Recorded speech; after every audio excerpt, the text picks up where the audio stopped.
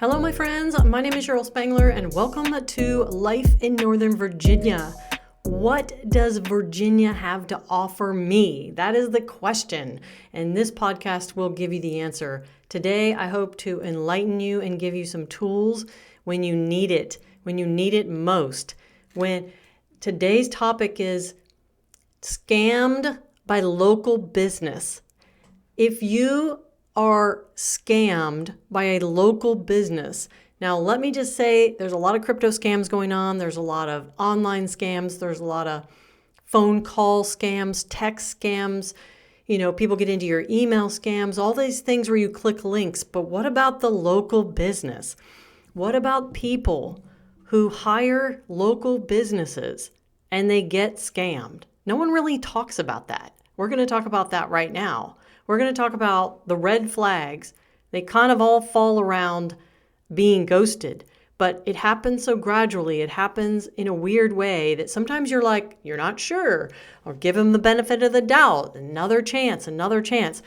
So I feel like the top 4 red flags on whether you are currently being scammed by a local business. Now, this pertains to here in Virginia, but it could be any state. And that would be being ghosted by a professional. You have hired someone locally. I mean, it could be anything. It could be a tax attorney. It could be a realtor. It could be a title company. It could be a lawyer. It could be any profession. It could be any service company, any product company. You hired them. Well, product company, you would just buy the product. You hired them to do something for you, and you're being ghosted. But the problem is that these ghosting methods happen so weird that you sometimes don't realize what's happening, and you're like, what do I do? I'm going to give you a lot of options on what to do, where to go, and how to file a complaint, and how to get your money back, or fight against paying someone money, or just basically making sure no one else has to go through what you went through. And if you hear this and listen to this podcast and you're like, well, I'm not being scammed by anyone locally. Of course, I would only hire the best people. I always go by referral. I always go through reviews. I'm a part of a great networking group. All my friends recommend this person. Doesn't matter. I don't care how good the person is. I don't care who recommended them. I don't care where you got their information. There's still a possibility that they could scam you. You just don't know. Now, this doesn't mean they're making a business out of scamming people, but there's still an opportunity that someone could scam you. So let's just assume that one day you might need to reference back to this podcast. And so all the things I talk about are going to be in the link in the description of this podcast. And the title of it is called Scammed by a Local Business. So the red flags are that you're being ghosted. And so what does it mean to be ghosted by a professional? It means that you get these weird responses, like they're never there when you go there physically. They never call back when you call them. They respond that they haven't gotten the documents you sent them. They always have a receptionist that fields the phone calls or fields a personal visit. The person's never there. They're on vacation. They're miraculously always on vacation, or somehow when you need them, they're on vacation, or when the project is due, or when whatever you paid for them to do for you. There's deadlines on these things you pay for them to do, and they don't meet the deadline because they're on vacation. I mean, you give them the benefit of the doubt. You say, well, they have a life too, and they have a family. I'm not the only client. There's other clients. They tell you you're not the only client.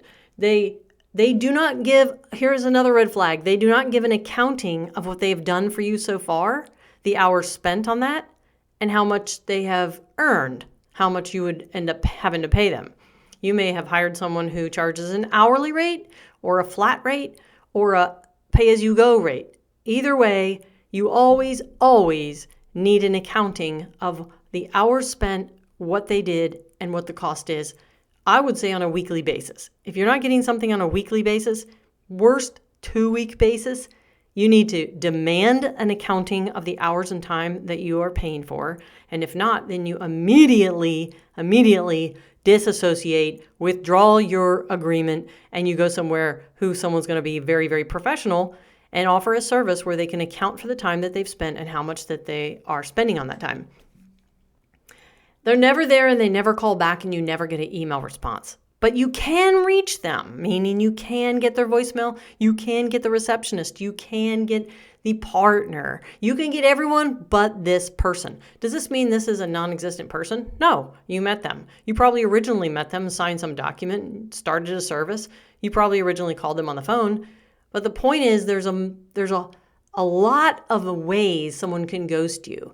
And sometimes it's just by always being too busy.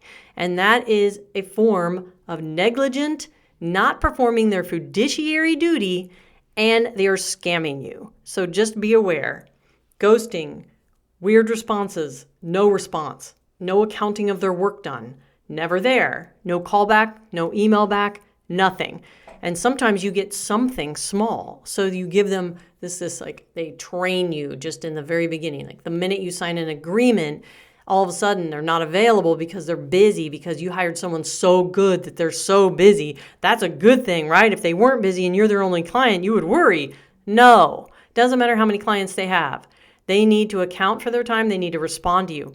A real professional will respond to you. And if you feel that you're not getting the response you need and you inquire through email, through text, through phone calls, through letters, send them a letter officially if they didn't get something. And if you send them something and they always say they never got it, they're in the process of scamming you in some way.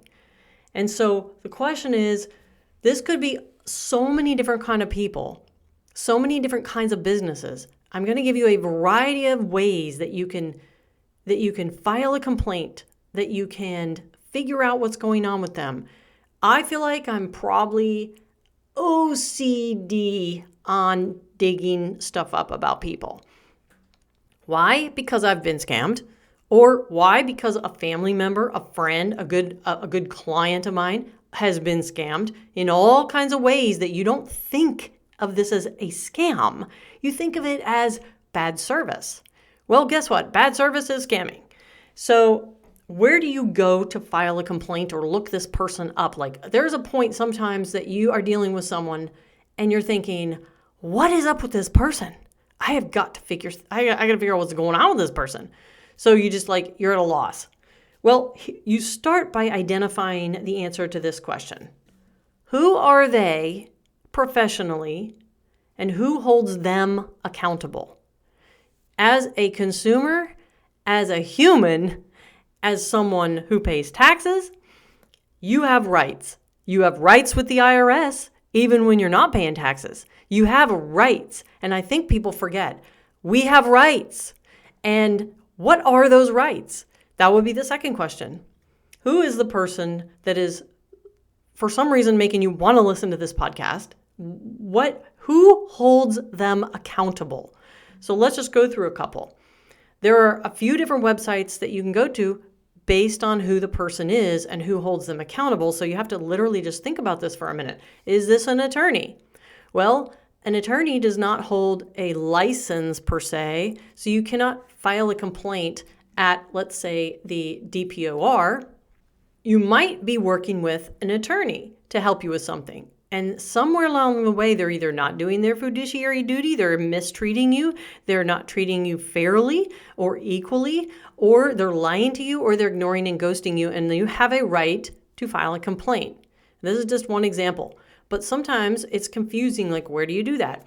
Well, an attorney does not hold a license, so you're not going to file a complaint with the DPOR, which in Virginia it's the Department of Professional and Occupational Regulation, right? dpor.virginia.gov, because those are for people like blue collar and some white collar professionals who hold licenses, realtor, contractors. So if you had, let's say, wanted to file a complaint against an attorney, they would not be someone that you could go just put their name in and pull up a license at DPOR. You would have to file a complaint with the VBA, which is the Virginia Bar Association. And so you would have to go to that website, which I will reference in the description of this podcast. And it's fairly easy. Almost everything I'm mentioning, you can do an online complaint. Now, will they always respond with a positive way? It depends on how you write it. It depends on your wording. It depends on what's the violation that they've done. Make sure you look up and ask yourself, what is the violation? Are they doing something illegal? Or are they just simply violating their ethical duty? So if it's an attorney, it would be the Virginia Bar Association. If it's a CPA, it would be the Certified Public Accountant Board. If it is, sometimes you don't know who to go to. So you say, well, first, why don't we find out if this person has a legit business? So you go to the SCC, which is the State Corporation Commission of Virginia, and you can create a free account. Or without an account, you can search business entity names. And if this person has on their website a business name, an LLC, an S Corp, an incorporated, an INC, whatever, what they're calling their business other than their name, you can go to the State Corporation Commission and you can search entity names and you can find out who is this LLC active. This is just one of many steps for you to begin the process of figuring out who is this person. What is this business? Is this a legit business? Is this a business that is registered in the state of Virginia to do business? And therefore, if it's not a legit business and you can confirm it in all ways, maybe you don't have to pay them for this service they have not provided.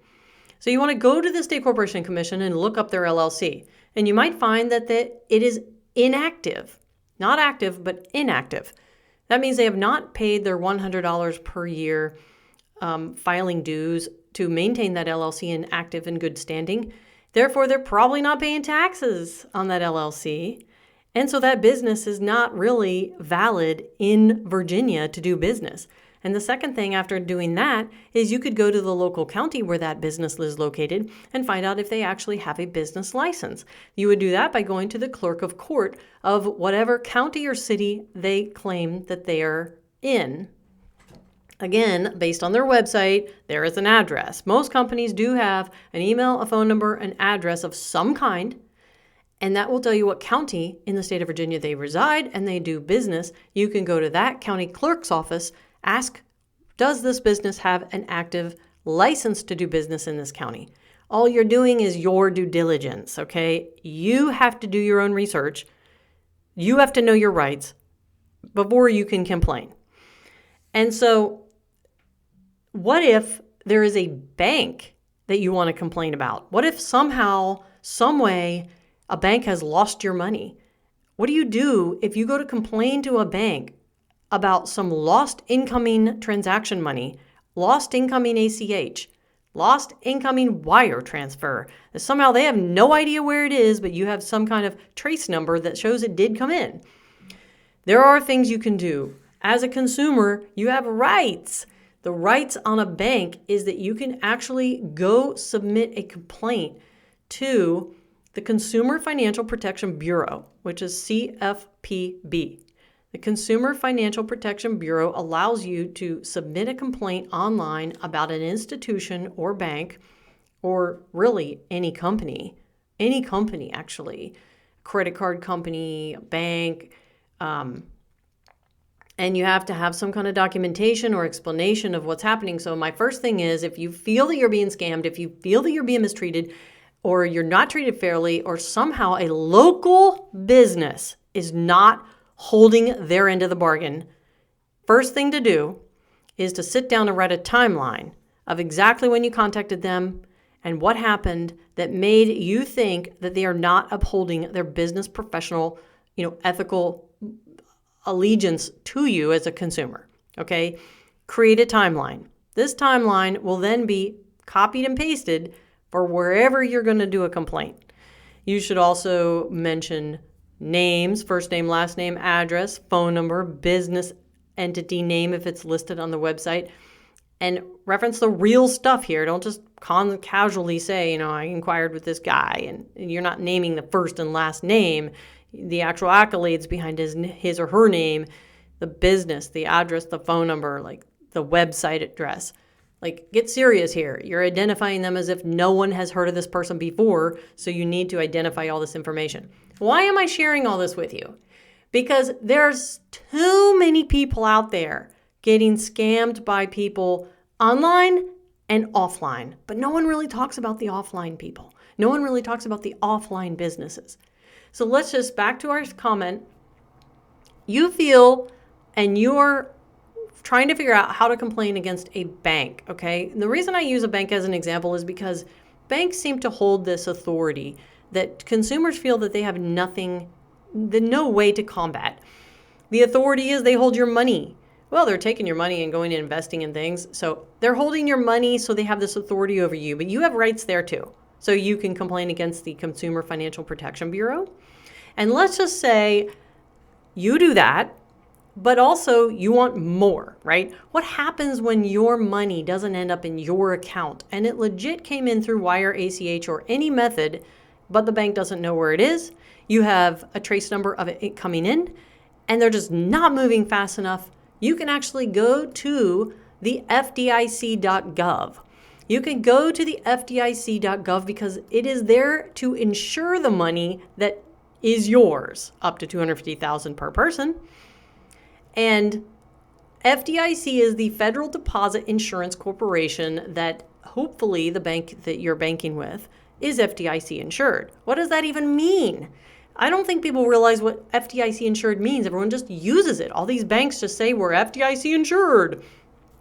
Okay, when they're FDIC insured, that means that if they lose your money, the insurance will give you your money while they figure out where your money is. They will ensure that no matter what, the money will get credited to your account while they figure out their mistake. And the fastest way to get a bank to figure out their mistake is by filing a complaint with the FDIC yourself. You go to FDIC.gov and you submit a complaint. And it has to be a valid bank. And you'll know if you're working with some scam sham bank because you won't be able to find it in the list. And you won't be able to file a complaint at the FDIC to anyone or any other kind of professional other than a bank. Okay, so it has to be a regulated bank, an institution, and there's a directory online of all regulated banks. And so if yours is not on that list, it's not FDIC insured or it's not a legit bank in general. And then you do the Consumer Financial Protection Bureau as well. And let me tell you that the minute you file an FDIC complaint and the minute you do an FCPB complaint, you immediately get a case number. Within 48 hours, two things happen. The FBI is informed of this complaint because they always are, regardless of whether the FDIC takes and responds and resolves your case or not. They are informed. And this is how the FBI begins years and years of investigations on financial institutions, crypto institutions. Like, yes, all this is going on crypto, but this is not a crypto podcast. This is actually the opposite. This is a local business podcast because this is a missing topic. So the minute you file a complaint, two things happen. You get a case number, okay, immediately, and emailed, and the FBI within 48 hours is informed of your case, regardless of whether it is resolved through the FDIC, because this is how they become aware of what's going on, and then they just kind of look into it or they don't look into it. Maybe they put a little flag on that bank, and then if someone else does a complaint, which you should, so that everyone, including institutions, are held accountable, then they'll just get another complaint, and then they'll really start adding up these red flags, and they'll start really investigating. So that is what happens if you are missing money.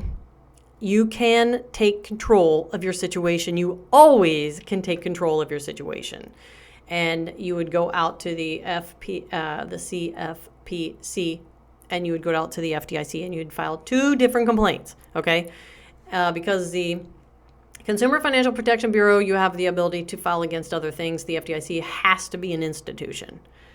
And so what if they don't fit in any of these categories? There's no professional board, which, you know, most people who hold a license, inspectors, I mean, like literally there's like 100 different kinds of licenses to do any kind of business, physical therapy, stuff like anything. It's at the DPOR. something to know about DPOR, which is the Department of Professional Occupation, is that if someone does hold a license to do business in Virginia and you want to file a complaint, you have to be a consumer. You cannot file a complaint at DPOR professional to professional. It has to be a consumer who experienced something negative and a professional on the other end. You are filing a complaint as the person who had the problem. You're not a professional to professional. It is only for consumer to professional complaining. And this is pretty much the same like everywhere. And so if you go through and they don't have a license anywhere, you say, well, okay, well, what kind of profession are they and who holds them accountable? Because there's always some other group that holds a professional accountable. Whether you know it or not, there is. And if you can't find them in DPOR, that type of business, then you say, okay, they're an attorney, then you go to the law board. If they're a CPA, you go to the CPA board. But what if they're none of those and they're actually not licensed at all, and they claimed to be, and you got scammed? Then your option, which I didn't mention, okay, let me just finish that. Then your option is to actually go to the Office of Attorney General. The Virginia Attorney General is where you file a complaint if you just don't know, right? It's an online form as well. And you can go file that complaint.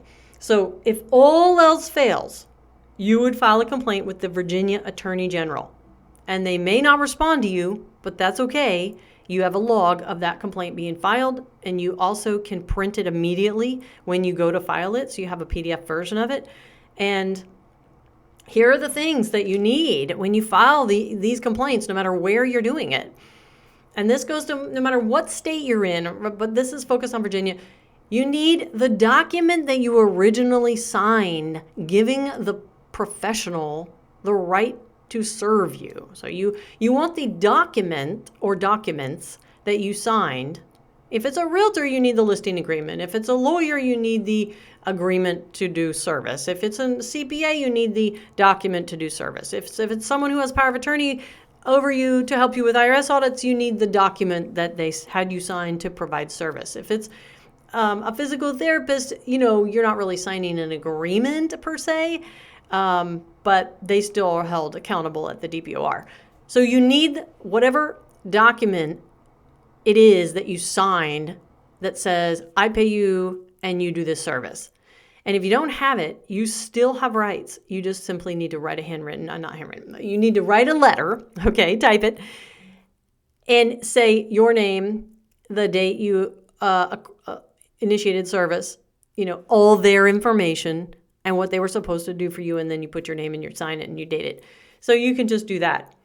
But you can also do things like look them up on the Dun & Bradstreet website, which is D, the word and, the letter B.com, dandb.com. Dun & Bradstreet is essentially the business credit. So like we have the credit scores at Experian and Equifax and TransUnion, the Dun & Bradstreet is the credit bureau for a business. And you can look up whether they have a DUNS number. That DUNS number allows you to just find them, and then also it lists their address, their phone number, and maybe an email address for them. It's just a way for you to validate, do they have a DUNS number? Okay, are they a legit business? Legit businesses have DUNS numbers. Legit businesses build credit. Legit businesses get credit cards. All of this is required to have a DUNS number so you can build credit. The point is to find them and a verified address of where you're actually showing up at their business. And you also can file a complaint with Dun & Bradstreet, and it will be a negative mark on their credit, okay? And not last, but another thing is to go to the BBB.org, which is the Better Business Bureau. And the Better Business Bureau is where people initially think to go to, but I told you all these other ways and other methods. And don't just do one of these. If you have a problem, you do all of them. You find the professional organization, you file a complaint. You go to State Corporation Commission, you file a complaint if they don't have a valid LLC. If it's a bank, you go to the Consumer Financial Protection Bureau or the FDIC.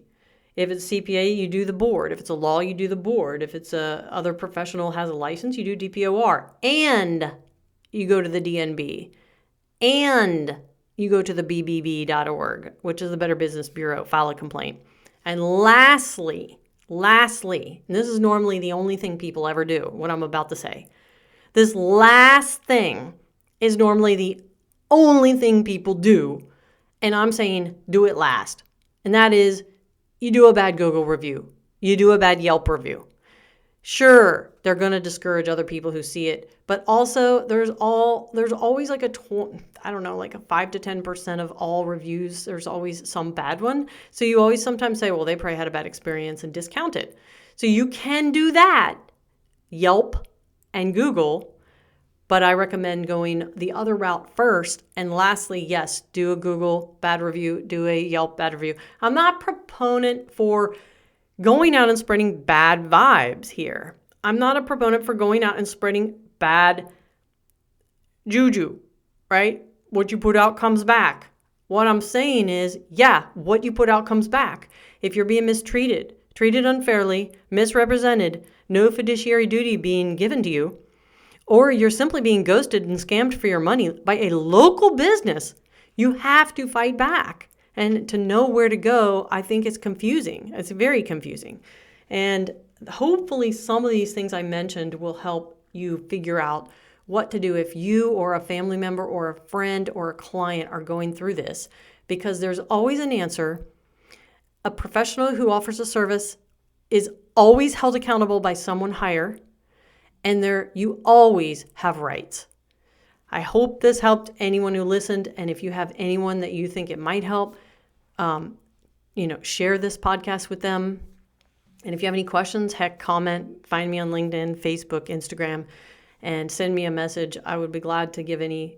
I'm not an attorney. I'm not a financial advisor. I'm just simply someone who has experienced a lot of this, also friends, family, and clients, and I help them dig up information to help resolve. And so if you need help, let me know. Otherwise, I will talk to you guys in the next podcast.